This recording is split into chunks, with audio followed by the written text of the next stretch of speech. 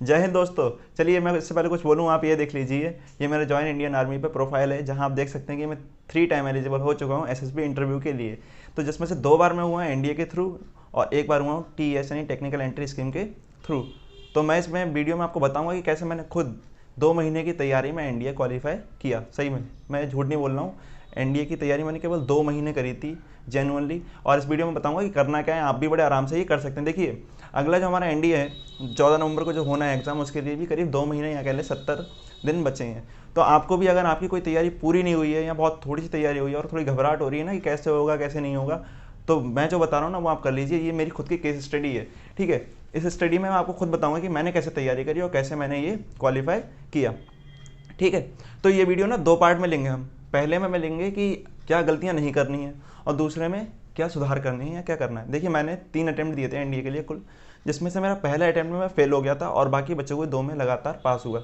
तो मैं पहले पार्ट में आपको ये बताऊंगा कि मैंने पहले अटेम्प्ट में गलतियां क्या करी, और दूसरे यानी पार्ट में मैं बताऊंगा आपको कि आपको करना क्या है और क्या स्ट्रेटेजी आपकी होनी चाहिए एनडीए के लिए जब अप्रोच कर रहे हैं रिटन एग्जाम के लिए।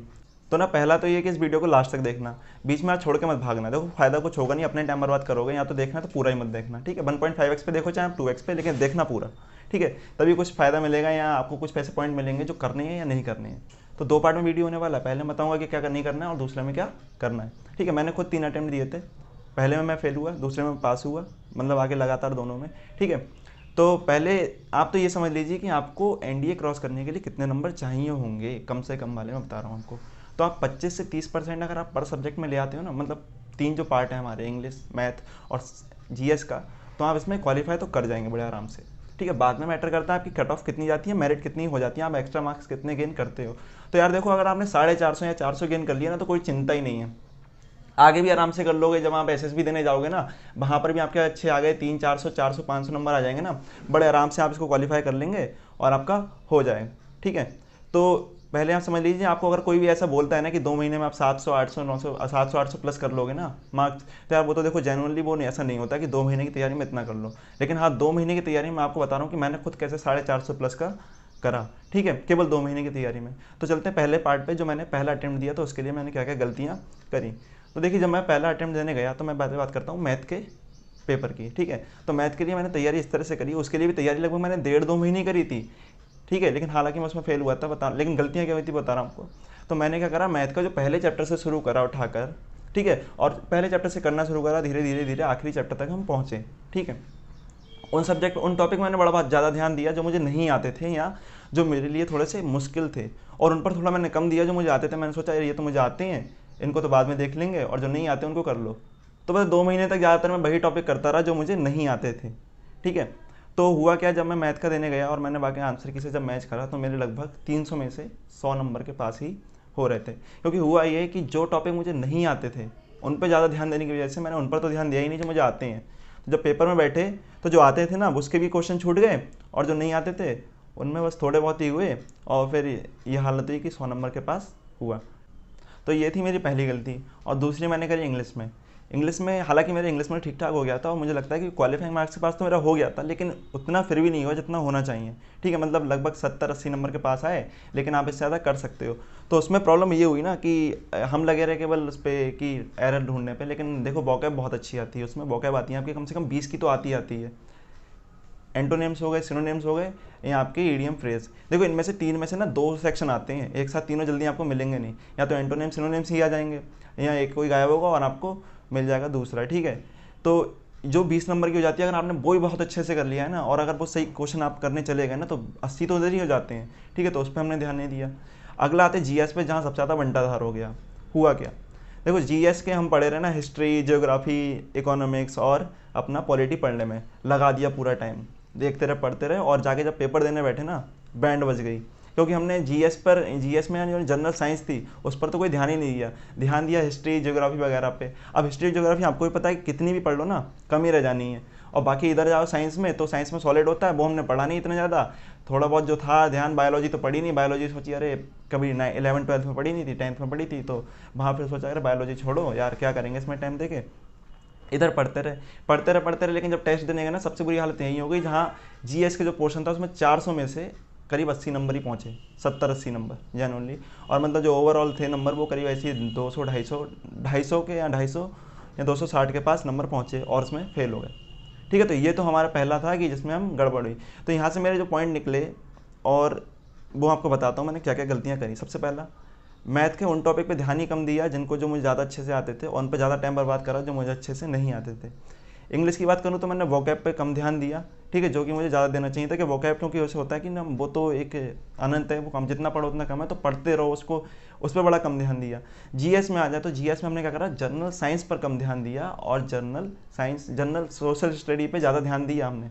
ठीक है, अब देखिए होता क्या है कि जो जीएस होती है उसमें 50-50 के आते हैं क्वेश्चन, 50 जीएस के होंगे यानी जनरल साइंस के होंगे और 50 आपके जनरल स्टडी के होंगे। ठीक है, जनरल स्टडी यानी सोशल साइंस, हिस्ट्री वगैरह इसके होंगे। ठीक है, और एक जो सबसे बड़ी गलती थी जो मुझे लगती है वो थी हमारे ट्रेंड एनालिसिस, क्योंकि यही एनालिसिस नहीं कराता कि कौन से चैप्टर से या कौन से टॉपिक से कितने क्वेश्चन पर ईयर पूछे जाते हैं। क्योंकि अगर आपने देख लिया ना किस में से कितने पूछे जाते हैं, तो हम बड़े आसानी से उसके लिए स्ट्रेटेजी बना सकते हैं कि आगे मुझे करना क्या, कौन से टॉपिक पर ज़्यादा ध्यान देना है, किस पर कम देना है। चलिए अब बात करते हैं वीडियो के दूसरे पार्ट की, यानी जिसमें मैं ये बताने वाला हूँ कि आपको अब करना क्या है। ठीक है, तो इसके लिए देखो भाई, मैंने क्या करा, जो मेरा पहला अटेम्प्ट में जब फेल हो गया तो मैंने सबसे पहले तो क्या करा, सारी चीज़ें अपनी देखी किस वजह से मैं फेल हुआ। जो मैंने आपको पॉइंट सारे बता दिए कि इस वजह से मैं फेल हुआ, और ये सही में मैंने उस टाइम पे देखे थे, ये नहीं कि मैं वीडियो बना रहा हूँ तो मैंने इस टाइम आपको बता रहा हूँ। ठीक है, तो मैंने क्या करा, अब अगला वाला जो अटैम्प्ट था ना हमारा, वो हमारे ग्रेजुएशन के एग्जाम भी थे और उसी टाइम वो अप्रैल में पढ़ना था 2020 में। ठीक है, अब उसके लिए भी तैयारी नहीं करी क्योंकि ग्रेजुएशन का एग्ज़ाम थे और वो एग्ज़ाम सेम डे पर था, तो छोड़ दिया एनडीए को कि ग्रेजुएशन करना है। अब वो छोड़ो यार, उसको तो होना नहीं है। अब अगर हम कहें किस्मत से, या कह लें किस्मत से क्या, गड़बड़ से ही हुआ था, क्योंकि कोविड तो गड़बड़ से ही हुआ था। तो कोविड की वजह से वो एग्ज़ाम आगे बढ़ा, तो तैयारी के लिए कुछ मौका मिला, फिर तैयारी करनी शुरू कर दी, क्योंकि तब तक तो कोई तैयारी करी नहीं थी अप्रैल तक। उसके बाद फिर तैयारी करी थी, जो कि 2 महीने ही तैयारी करी थी। तो देखो यार, तुम अगर जेन्युइनली अगर करना चाहते हो ना, और चाहते हो अगर तुम्हारे कंधे पर स्टार्स हो, तुम्हारे सिर पर अगर कैप हो, और अगर वहाँ जाना चाहते हो, तो पहले तो अपने दिन के ना 8 घंटे निकाल लेना। 2 महीने के लिए 8 घंटे निकाल लेना कम से कम। आप मैक्सिमम आप कितने भी दे सकते हैं वो आपके ऊपर डिपेंड करता है, लेकिन 8 तो निकाल ही लेना। और अगर 8 घंटे भी आप नहीं दे सकते हो ना, तो यार जिस ऑफिसर बनने जा रहे हो ना, उसका सपना पहले छोड़ दो। और मैं कह रहा हूँ सपना छोड़ ही दो, बिल्कुल मत जाना फिर, क्यों 8 घंटे भी नहीं दे सकते। क्योंकि आपको पता है कि ना आप जहाँ जा रहे हो डिफेंस फोर्सेज में, वहाँ कितना डेडिकेशन चाहिए होता है, आपको कितनी मेहनत करनी होती है। अगर उसमें जाने के लिए 8 घंटे नहीं दे सकते तो छोड़ दो। ठीक है, अब बात करते हैं करा क्या। तो पहले जो 2 महीने की तैयारी करी थी, तो 2 महीने में शुरुआत ऐसे करी कि मैंने पहले सारे मैथ के वो चैप्टर निकाले जो मुझे बहुत अच्छे से आते थे, और रोज़ मैंने अपना टाइम टेबल डिसाइड कर लिया कि किस टाइम मुझे क्या पढ़ना है। यानी जो 3 सेक्शन मैंने बना लिए थे कि मैथ का, जीएस का, मतलब जीएस का अलग हो गया, मैथ का अलग हो गया और इंग्लिश का अलग हो गया। और जीएस में भी 2 पोर्शन डिसाइड थे, जिसमें हमें पढ़नी थी, एक में सोशल स्टडी और दूसरे में पढ़नी थी हमें साइंस। तो पहले करते हैं मैथ की बात। तो देखो, मैथ करने के लिए हमने क्या करा, पहले वो टॉपिक चुन लिए जो बहुत अच्छे से आते थे, उन टॉपिक को रोज करा अच्छे से, मतलब एक एक चैप्टर बड़े आराम से खत्म कर दूंगा। आप जो टॉपिक आपको आते हैं तो यार पहले वो खत्म कर लो जो आते हैं, उनको बाद में देखेंगे, जो नहीं आते हैं थोड़े कम आते हैं, तो पहले वो कर लिए। ठीक है, लेकिन उससे भी ज़रूरी एक चीज़ और हो गई थी जो मैंने आपको लास्ट में बताया था, वो था ट्रेंड एनालिसिस। तो पहले हमने ट्रेंड एनालिसिस करा कि किस चैप्टर में से कितने क्वेश्चन आते हैं। तो ऐसे कई सारे चैप्टर हैं जिनमें से बहुत ज़्यादा क्वेश्चन आते हैं, हर बार मिलेंगे। जैसे मैं आपको कुछ चैप्टर के नाम बता देता हूँ। जैसे ट्रिग्नोमेट्री से आपको हर बार क्वेश्चन ज़्यादा मिलेंगे। ठीक है, 3D ज्योमेट्री से आपको क्वेश्चन मिलेंगे, कैलकुलस से आपको क्वेश्चन मिलेंगे, डिटर्मिनेट से आपको क्वेश्चन मिलेंगे, फंक्शन रिलेशन से क्वेश्चन आपको मिलेंगे। तो ये अगर आपने चैप्टर कर रखे हैं, प्रोबेबिलिटी से आपको हर बार क्वेश्चन मिलेंगे। मुझे लगता है कि 4-5 क्वेश्चन तो आते ही आते हैं। तो ये जो कुछ 5-6 सब टॉपिक है ना, अगर आपने यही कर लिए, सही में इतने मार्क्स आप ला सकते हो कि क्वालिफाई कर जाओगे। बाकी तो देखो यार, ऊपर लाने के तो यार जितने भी ले आओ, लेकिन अगर क्वालिफाई करने को आपको सही में ना तैयारी नहीं है और नहीं कर पाए हो भी, तो इतना कर लो, आराम से क्वालिफाई कर जाओगे। लेकिन हाँ, मुझे जो लगता है ये करा हमने, ट्रेंड एनालिसिस किया और उसके बाद ये देखा कि किस में हम अच्छा कर सकते हैं। तो वो टॉपिक चुन लिए कि जो अच्छे से आते हैं। तो पहले देखो 2 महीने हैं, 30 टॉपिक हैं मैथ के, 30 या 29। तो यार एक को ना 2 दिन भी दोगे तो हो जाएंगे। और लेकिन उसमें से कई सारे टॉपिक ऐसे होते हैं ना, एक दिन में आप 2 खत्म कर दोगे, और जो आपको आते हैं ना वो तो आपको टाइम लगना नहीं है, बड़े आराम से कर दोगे ख़त्म, चलते फिरते कर दोगे। 2 घंटे भी करोगे ना मैथ तो आराम से हो जाएगी। ठीक है, तो पहले ये करा, 2 महीने तक मैथ के लिए ये वाला प्रोसीजर चला। बात करते हैं फिर इंग्लिश की। इंग्लिश के लिए शुरुआत ये करी कि वोकेबुलरी को रोज़ पढ़ा। ठीक है, थोड़ा थोड़ा पढ़ा लेकिन रोज पढ़ा, चाहे 10 एंटोनिम्स पढ़ लो, आप 10 सिनोनिम्स पढ़ लो, देखो 10-10 भी करके पढ़ोगे ना अगर वोकैब में, देखो एंटोनिम्स अगर 10 पढ़े, 10 सिनोनिम्स पढ़े ना, अपने आप से अगर वो वोकैब मिला के आपकी 20 हो गई, और 20 को अगर आपने कितने पढ़ा 6 महीने तक, तो आपके 1200 तो वैसी वर्ड हो गए। ये तो बहुत सिंपल से छोटी चीज़ है जो आप आधे घंटे में पढ़ के निकल लोगे, ठीक है। बच्चों इंग्लिश में और जाके और सारी चीज़ें, जैसे एरर हो गए आपकी, ईडियम फ्रेज हो गई, एरर को देखो रोज देखो, क्योंकि एरर यार देखो करने से आएगा, वो बिना प्रैक्टिस के होता ही नहीं एरर, ठीक है। नाउन, प्रोनाउन, एडवर्ब, एडजेक्टिव, उसका आपको करना ही पड़ेगा, रोज प्रैक्टिस करो, चाहे आपको जैसे भी करना है उसके तरीके बना करना, लेकिन मैंने देखो रोज करा था, ठीक है। अगला चलते हैं हम, जो मेन पोर्शन आ रहा है, देखो यहाँ सारे सबकी अटक जाती है सुई, क्योंकि देखो मैथ पास कर लोगे आप अगर साइंस स्ट्रीम के बच्चे हो ना, 11-12 में इतनी पड़ी होती है ना कि अगर तैयारी करके भी नहीं जाओगे तो हो सकता है लगभग पासिंग मार्क्स तो ले आओगे, यानी क्वालिफाइंग मार्क्स ले आओगे आप। अब जीएस का बड़ा खतरनाक है कि साइंस स्ट्रीम के बच्चे ना हिस्ट्री पढ़ी, ना ज्योग्राफी पढ़ी, ना इकोनॉमिक्स पढ़ी, ना पॉलिटी पढ़ी होगी कभी, सही बहुत पुराने, कभी 8वें तक 10वें तक। अब यहाँ दिक्कत शुरू हो जाती है कि ये तो कोई पढ़ा ही नहीं, अब फिर गड़बड़ शुरू, और इसके बाद यहाँ पर अगर ऐसा लगता है कि यहाँ तो मुश्किल है, हो ही नहीं पाएगा, और सारे नंबर यहीं पे रह जाते हैं। तो इसके लिए आपको क्या करना है, आपने ट्रेंड एनालिसिस का मैंने अभी बात करी, तो उसमें हम ये देखो, मैंने ये देखा कि जो जीएस है उसमें टोटल 100 क्वेश्चन आते हैं, यानी पूरा जीएस की बात कर रहा हूँ, जीएटी यानी जो जीएटी में 100 क्वेश्चन आते हैं, जिसमें से 50 क्वेश्चन आपके केवल इसमें साइंस के होते हैं, और बचे हुए 50 क्वेश्चन होते हैं आपके सोशल स्टडी के, ठीक है। हाँ, लगभग 50 आपके साइंस में मिल जाएंगे पक्का, कम 2-4 कम होंगे तो 45 पहुँच जाएंगे, और कभी कभी ज़्यादा भी मिल जाते हैं। तो देखो यार, अगर आप साइंस स्ट्रीम के बच्चे हो ना तो वो तो नहीं कर पाओगे कि जीएस में बहुत ज़्यादा अच्छा कर लो, और जीएस तो देखो जितना है ना सॉलिड नहीं होता है, वहाँ आप कितना पढ़ोगे ना वो कम ही लगेगा आपको, कहीं से भी उठा के पूछ लेंगे, ठीक है, तो आपको गड़बड़ लगना शुरू हो जाएगी। लेकिन जो साइंस वाला हिस्सा है जहाँ आपको फिजिक्स, केमिस्ट्री और बायोलॉजी मिलेगी, वहाँ आपने सॉलिड कर सकते हो, और वहीं मैंने पूरा ध्यान लगा दिया। फिर देखो करा क्या कि जो फिजिक्स थी, आप अगर साइंस से हो तो आपको देखो फिजिक्स, केमिस्ट्री या बायोलॉजी में से कुछ ना कुछ आपने पढ़ ही रखा होगा 11-12 में, तो वही आती है, और इससे ज़्यादा खतरनाक कोई लेवल होता ही नहीं है उसका।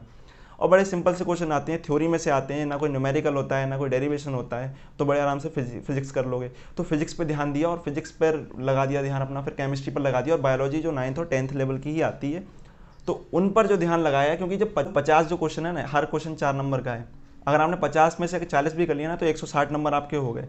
और इतना गया गुजरा कोई नहीं होगा कि यहाँ पे ये करने के बाद जो स्टडी वाला है, सोशल स्टडी वाला पोर्शन बचा उसमें से 5-10 क्वेश्चन ना कर पाओ, तो यार उतना तो कर ही लोगे, ठीक है।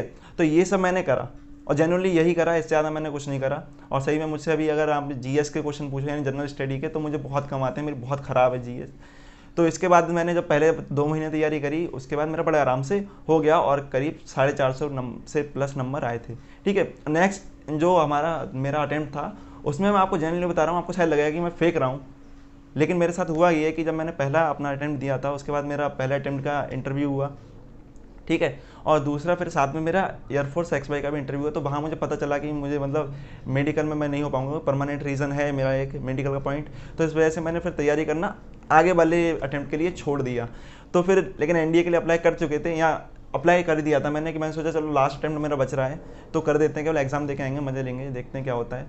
तो जो अगला अटेम्प्ट था, मैंने उसके लिए केवल 1 हफ्ता तैयारी करी थी, सही में केवल 1 हफ्ता तैयारी करी, क्योंकि यार पता था ना कि होना तो कुछ है नहीं, तो ऐसे मजे में देने चले गए, और वो भी हो गया। स्ट्रेटेजी के जो पॉइंट निकल कर आए हैं बता रहा हूँ आपको बड़ा हल्के लग रहे होंगे, देखो क्योंकि ऐसे कोई मैं टेक्निकल पॉइंट बता नहीं रहा हूँ ऐसे बना वगैरह के, मेरे जेन्युइन पॉइंट है ना, तो बड़े सिंपल से मैंने बता दिया आपको क्या करना है, वरना मैं बड़ा टेक्निकली बताता आपको, ये करो वो करो, इतना घंटा इस सब्जेक्ट को दो, उतना घंटा इस सब्जेक्ट को दो, इसको आधा देना, इसको पूरा देना, तो यार ये तो नहीं करना है। मैंने अपना बता दिया, आप अपना देख सकते हैं कि आपको क्या लगता है किसमें आप अच्छे हो, किसमें आप कम अच्छे हो, या कौन आपके बिल्कुल बेकारी सब्जेक्ट टॉपिक है जो आप छोड़ ही दोगे, ठीक है।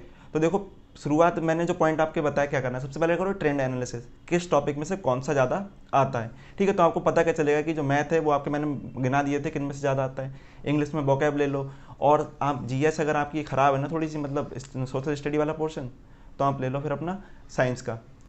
फिर आपको जनरल साइंस का पोर्शन है, देखो उस पर ध्यान दो, क्योंकि यार वो सॉलिड होता है, जितना आपने पढ़ लिया ना उसमें से क्वेश्चन आएगा, कहीं और से ऐसे तो आना नहीं जाता, बाहर से क्वेश्चन, इतना खतरनाक क्वेश्चन कोई आता भी नहीं है, ठीक है। लेकिन अब भाई आप अगर हिस्ट्री ज्योग्राफी पढ़ने बैठेंगे, हालांकि मैं उसको पढ़ने को मना नहीं कर रहा हूँ, वो तो आपको रोज़ पढ़नी है, लेकिन मैं आपको ये बता रहा हूँ कि आप कहाँ मार्क्स बिल्कुल खोएंगे नहीं, वहाँ आपके चांसेस हैं कि आपके नहीं आएंगे पढ़ने के बाद भी, चाहे आप साइंस से ज़्यादा उसको पढ़ के चले जाना, लेकिन आप उतने मार्क्स नहीं ला पाओगे जितने आपके साइंस में आ सकते हैं, आप भी इस बात को एग्री करेंगे, ठीक है। तो उधर पढ़ो, साइंस में पढ़ लो, और उधर तो पढ़ते ही रहना आपको, तो साइंस में आपको सॉलिड होता है, जितना पढ़ लिया उसमें से आपके बड़े आराम से फंस जाएंगे क्वेश्चन, इतने खतरनाक क्वेश्चन कोई से नहीं आते हैं। तो स्टेप क्या था, ट्रेंड एनालिसिस करना है, ठीक है, वो चैप्टर पर ज़्यादा ध्यान देना है कि जो हमारे अच्छे हैं, और उन पर थोड़ा बाद में हम ध्यान देंगे जो हमारे थोड़े कम अच्छे हैं, देंगे जरूर, लेकिन ऐसा नहीं है कि छोड़ देंगे, या छोड़ दोगे तो फिर तो कोई फायदा नहीं है ना, केवल पासिंग मार्क्स ही ले आओगे, फिर फाइनल मेरिट में नहीं फंसोगे, ठीक है। अगला, इंग्लिश में वोकैब रोज पढ़नी है, ठीक है, छोड़ना नहीं है। अगला, अपने अपने नाउन प्रोनाउन ये सब का जो एरर है ना, एडजेक्टिव का, एडवर्ब का, इनका सबका एरर पे ध्यान देना है, रोज़ प्रैक्टिस करनी है। अगले पोर्शन में साइंस के, तो साइंस यार रोज़ पढ़ो, देखो हो जाएगी बड़े आराम से। जियोग्राफी पढ़ो, लेकिन जियोग्राफी हिस्ट्री वगैरह पढ़ते रहो, और साथ में साइंस पढ़ो, और बायोलॉजी पर थोड़ा ध्यान दे देना, क्योंकि बायोलॉजी कभी कभी गड़बड़ कर जाती है। तो इसको अगर कर लिया आपने, ये सब जो स्टेप हैं, या स्टेप कह लो, आपकी स्ट्रेटेजी कह लो, तो आप इनसे बड़े आराम से क्वालिफाई कर जाओगे। तो देखो करना क्या है आपको, सबसे पहले आप ये समझ लीजिए 30% जो आपके पासिंग मार्क्स है ना, उस बार को उठा के आप कर लीजिए 40% पे, ठीक है, क्योंकि 30% पे पहुंचोगे ना, केवल 30% के हिसाब से तैयारी करोगे ना, कम रह जाओगे। 40-45 उस बार को उठा के ले जाओ, ठीक है। 40-45 में आपने कर लिया ना, पासिंग मार्क्स भी आपके हो जाएंगे, और साथ ही आप फाइनल में क्वालिफाई भी कर जाएंगे फाइनल मेरिट में, ठीक है। तो आप जब 40% पे उसको ले जाएंगे तो बड़े आराम से, मैं बता रहा हूँ, जैसे मैंने तैयारी 2 महीने की तैयारी में 450 प्लस गेन करा था, आप भी बड़े आराम से 450 प्लस गेन कर सकते हैं। और इसके लिए कई सारी और भी, अगर आपको लगता है कि कुछ और भी पूछना है तो आप कमेंट बॉक्स में पूछ सकते हैं। कई सारी चीज़ें ऐसा लगती हैं कि जहाँ गड़बड़ लग रही है, या आपको लगता है कि जो मैं बोल रहा हूँ वो जेन्युइन नहीं है, तो आप उस पर भी अपने व्यू रख सकते हैं, ठीक है। क्योंकि हालांकि ये मेरा है जेन्युइन, जो मैंने करा मैंने वही बताया है, अगर मैंने ये नहीं करा होता तो मेरा बड़ा